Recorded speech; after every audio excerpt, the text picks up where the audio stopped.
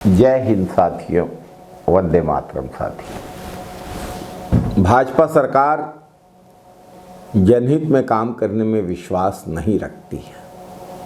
विपक्ष के नेताओं को सरकारी तंत्र के माध्यम से, सरकारी एजेंसियों के द्वारा झूठे आरोपों से डराना धमकाना ही भाजपा का चरित्र है।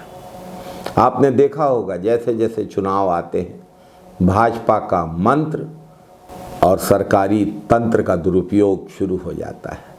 विपक्ष के नेताओं के घर सरकारी एजेंसियों को भेजकर जनता के सामने विपक्ष के नेताओं की छवि धूमिल करना और उनको परेशान करना, यही तो भाजपा सरकार ने एक दशक में किया है। पिछले 10 सालों का यही इतिहास है भाजपा सरकार का। लोकसभा में विपक्ष के नेता श्री राहुल गांधी जी ने हाल ही में कहा कि हमारा मुकाबला सिर्फ बीजेपी और आरएसएस से नहीं है, हमें इंडियन स्टेट का सामना करना पड़ रहा है। We are fighting a fair fight. There is no fairness in this. If you believe that we are fighting a political organization called the BJP, that we are fighting a political organization called the RSS, you have not understood what is going on. The BJP and the RSS have captured every single institution of our country. We are now fighting the BJP, the RSS and the Indian state itself.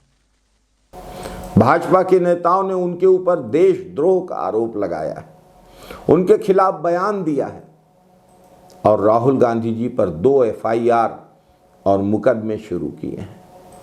Bhajpa की स्तरहीन सोच और भाजपा की स्तरहीन राजनीति का यह जीता जागता सबूत है। राहुल गांधी जी ने कोई अपराध किया है क्या?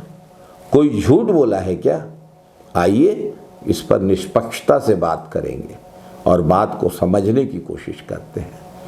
पहले तो भाजपा के लोगों को ये समझ लेना चाहिए कि देश अलग होता है, स्टेट अलग होता है।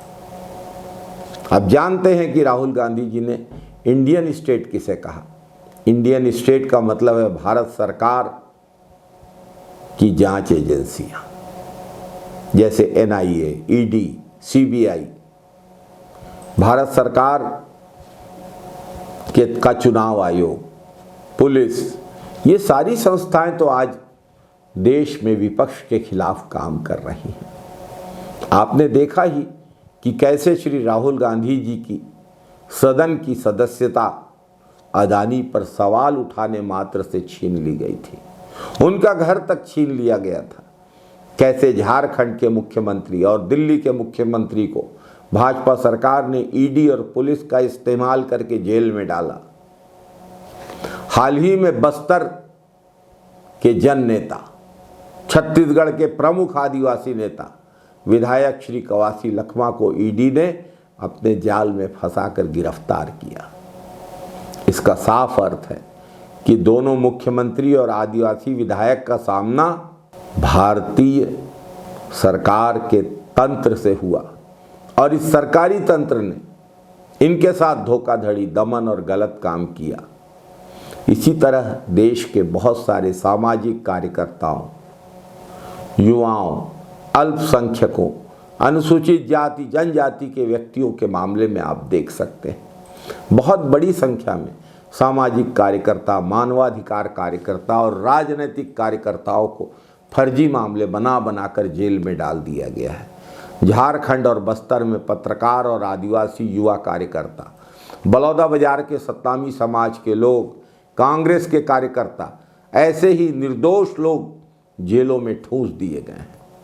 आदिवासियों की जमीन हड़पने के लिए माइनिंग माफिया उनको झूठे मामले में फंसाता है, उनकी हत्या करता है, उन्हें न्याय नहीं मिल रहा है।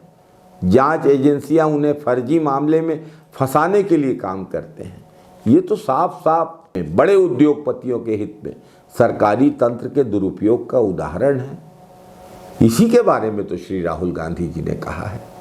राहुल गांधी जी के ऊपर हाल ही में भाजपा द्वारा खुद ही संसद में घुसते समय धक्का मुक्की की गई और अपने एमपी के घायल होने की झूठी घटना बनाकर राहुल गांधी पर फर्जी मुकदमा बनाया गया। यह भी तो सरकारी तंत्र के दुरुपयोग का साफ साफ उदाहरण है।